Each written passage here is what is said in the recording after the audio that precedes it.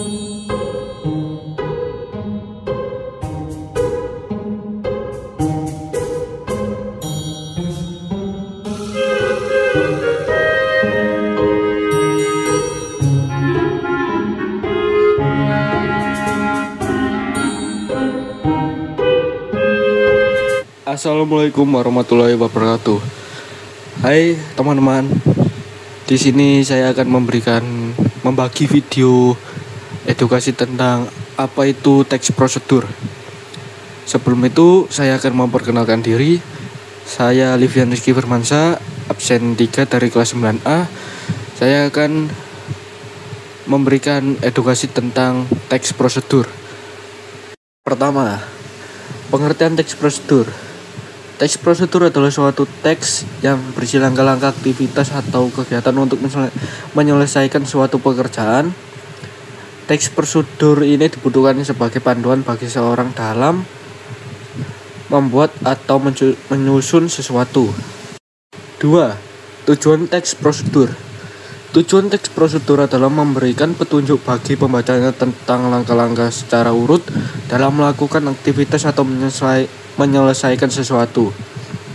Selain itu, teks prosedur juga memudahkan pembaca untuk mengetahui cara yang benar dalam melakukan sesuatu dan memberikan petunjuk jelas agar mendapatkan hasil maksimal.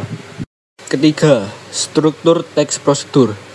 Struktur teks prosedur terdiri dari 4 bagian, yaitu tujuan, material, langkah-langkah, penyusunan atau pengerjaan, dan penegasan ulang kesimpulan. 1. Tujuan. Pada awal pembuatan teks prosedur, penulis biasanya memberikan penjelasan terkait tujuan dalam penyusunan teks prosedur. Hal ini juga bisa menginformasikan hasil akhir yang akan dicapai. 2. Material. Merupakan hal-hal apa saja yang perlu dipersiapkan dan yang dibutuhkan dalam pelaksanaan atau pembuatan kegiatan tersebut. Bagian ini berisi informasi tentang alat, bahan yang dibutuhkan dalam pelaksanaan kegiatan. Lanjutannya. 3. Langkah-langkah. Bagian ini menjelaskan tentang proses atau tahapan yang harus dilakukan demi mendapatkan hasil maksimal sesuai dengan tujuan dari teks prosedur. Langkah-langkah yang dibuat harus secara berurutan. Selain itu, susunannya harus logis, sistematis, dan mudah dipahami oleh pembaca. 4. Penegasan ulang atau kesimpulan.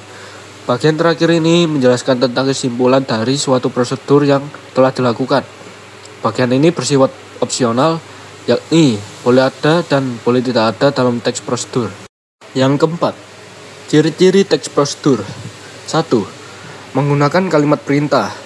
2. Terdapat panduan yang harus dilakukan. 3. Menggunakan kata kerja aktif. 4.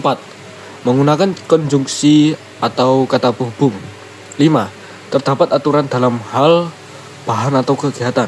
6. Menggunakan kata keterangan untuk menyatakan rincian waktu, tempat, dan cara. 7. Terdapat isi kegiatan yang dilakukan secara urut.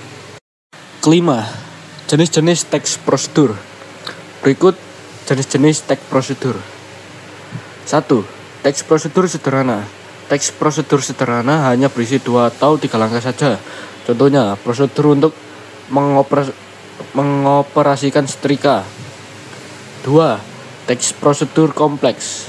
Teks prosedur kompleks terdiri atas banyak langkah dan jenjang untuk tiap tahapannya. Contoh, teks prosedur kompleks adalah cara pembayaran tilang oleh polisi. 3. Teks prosedur protokol. Teks prosedur protokol merupakan teks prosedur yang langkah-langkahnya bisa dibolak-balik, tapi tujuannya tetap bisa tercapai. Contohnya, cara memasak mie instan. Keenam, cara membuat teks prosedur. Kamu bisa menerapkan langkah-langkah berikut, ya. 1. Judul. Untuk menarik perhatian pembaca, kamu harus membuat judul yang juga menarik. Tapi ingat, jangan sampai clickbait ya. Judul harus memuat prosedur ya. Prosedur apa yang akan kamu tunjukkan dalam teks. Misalnya, cara membuat mie instan dan lain sebagainya. 2. Tujuan. Setelah kamu menuliskan judul, tuliskan secara singkat tujuan dari teks prosedur ini. Hal ini untuk menunjukkan pembaca apa yang akan dibuat atau dilakukan. Dalam tujuan, kamu harus menyebutkan secara gamblang hasil akhir yang akan didapatkan. 3. Alat dan bahan. Bagian ini bersifat opsional, bisa ada atau tidak. Ketika kamu menjelaskan prosedur tentang cara membuat sesuatu, tentu harus ada alat dan bahan. Tapi saat kamu ingin membuat teks prosedur tentang cara melakukan sesuatu yang memang tidak membutuhkan alat dan bahan, bagian ini tidak harus ada. Lanjutan 4. Langkah-langkah. Nah, ini bagian yang paling utama. Kamu harus bisa menjelaskan secara kronologis atau berurutan langkah-langkah yang harus dilakukan. Biasanya, langkah-langkah dijelaskan dalam bentuk poin atau penomoran. 5. Menutup atau kesimpulan. Bagian penutup atau kesimpulan juga bersifat opsional. Penutup biasanya ditulis untuk menyimpulkan tujuan akhir dari teks prosedur yang dibuat. 7. Contoh teks prosedur. Pertama, judul, cara membuat mie instan.